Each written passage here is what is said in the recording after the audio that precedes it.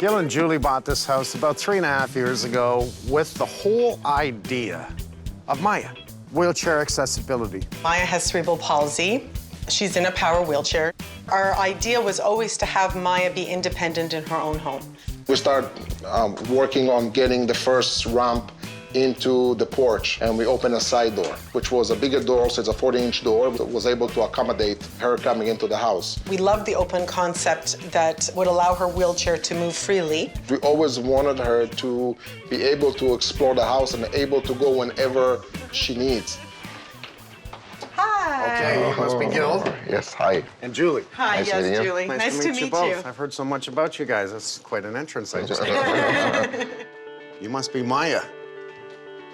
Hi, Maya. Maya, do you know who this is? Every year since Maya's been born, there's been a different challenge that we've had to overcome, whether it be accepting the disability, then figuring out, okay, now what do we do? Where do we live?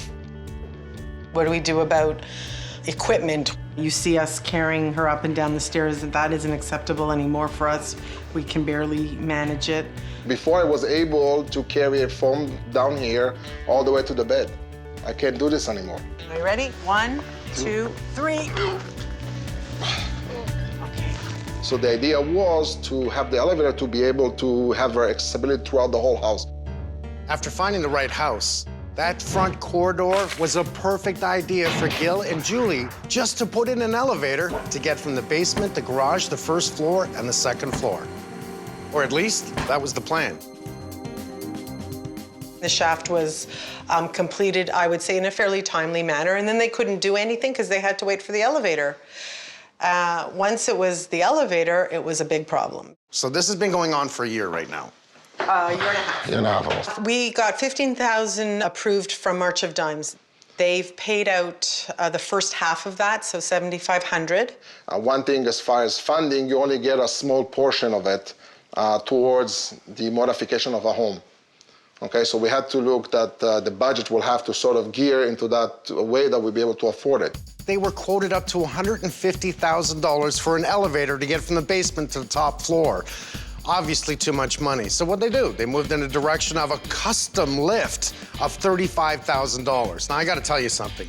If it's too good to be true, it usually is. Gill had met this person for the elevator at the People in Motion Disability Show.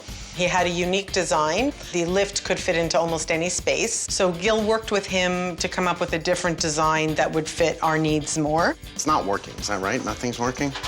Right now, nothing's working.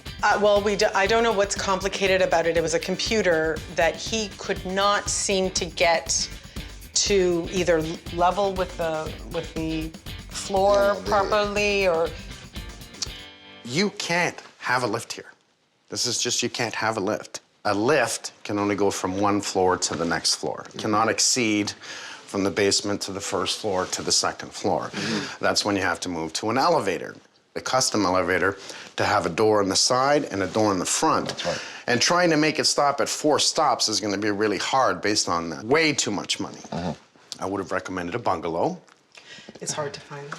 I know. A bungalow in this area is going to be more expensive. Yes. So you were looking at many avenues, right? Yes. This is affordability, accessibility, because you did really think about this house and how you could make it work for Maya. This is totally against code here, so you know. That's a door that, even though you probably put screws in it, I'm hoping. Yes. Okay, it still needs a guard. If someone kicked that door open, you know, it's because they can fall down and break their neck. You gotta look at this as a modified lift. Code is code. If it's more than 14 feet, you must use an elevator. That means trying to do what they were doing, that's dangerous.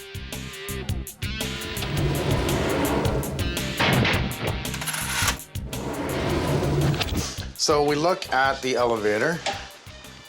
What's this? No, this is the power for the elevator. This is the power? Yes. That's what he did. Yep. Yes. Sorry, that's unacceptable. I know. Cables going across the floor. Really don't like that. That tells me those cables move up and down, do they? Yes. That's an absolute no-no. But if you try and protect this, then you have issues with wheelchair accessibility again, right? So the more I see this, the more I see this is not going to work. Once we saw that it wasn't getting done and we were starting to lose faith that it would ever get done, we said, we're not giving you one more cent until you finish this. So one day he sat at our table in the fall and basically said, I can't get it to work. I don't know what's wrong with it. I'm gonna put the two-stop in so at least you can get from the main floor to the top floor. If we could get to 2 floors, at least, you know, our backs would feel better. So we had no choice but to agree. He kept trying until about 3 weeks ago. He got it moving, he got it working, and he said to my husband, Gill, try your new elevator. Gill got on it, and the whole thing jammed. This is one of a kind. Yeah, This is it's a absolutely, prototype. yeah, a total prototype that's not working, by the way. Right. Is he coming back? No. Have you asked him not to come back? Yes. You know what, that's enough. $10,000 from Gill and Julie, $7,500 from the March of Dimes, that's $17,500. What do we have to show for it? Nothing. This is our daughter's bedroom. And we gave her the largest room because we figured equipment would be aplenty, so. And she's gonna need the space. Yep. Yeah. So you took out a closet, you made the bathroom for Maya, correct? Well, no, we didn't change anything. Oh, it's on that side. Yeah, which is also against code, Yes. because now you have 2 doors, you need a 3-way switch. I don't know if you know that. No, I didn't know that. Maya can get in the bathroom, but she can't get under and reach the sink. Not to mention trying to shower, that's gonna be hard. As you can see, there's really not a lot of space here, so we get a lot of water splashing out here. You can imagine when she's 80 pounds in this, it's quite heavy, and she's wet, and then it sort of goes down like this. So we need a few changes here. We're sort of at a desperate point. We're just almost as desperate with the shower as we are with the elevator. This is too small. We have to buy her an adult-sized commode, and we have no other place but this little shower. I'm gonna do the bathroom, and I'm gonna turn it into a bathroom that makes sense for Maya and Mom and Dad. How many times a day do you do this? Twice. Twice at least, I'm sure. To me, there's an urgency. And what's the urgency? It's only Gill now that can carry Maya up the stairs. Every day, morning, afternoon, night. Think about it. How much can you do? And she's getting bigger. She's getting heavier. This is getting harder. She's just way too heavy. We really And it's have. too dangerous, too. And it's dangerous. Every time we are taking her up and down the stairs, I pray that nobody slips and falls or hurts their back.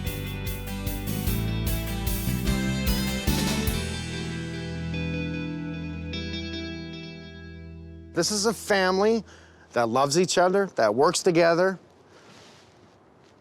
Hey, man, this is not so hard for me to come in and make sure I make it right. I love her. You love her? You know, had such a rough time, and he was our last hope, so we are so grateful for that. I think I'm going to be moving in, so do you have an extra room for me? Right. It's usually what happens. Do you mind if I move in? Can Mike move in? Just for a short term. I don't know.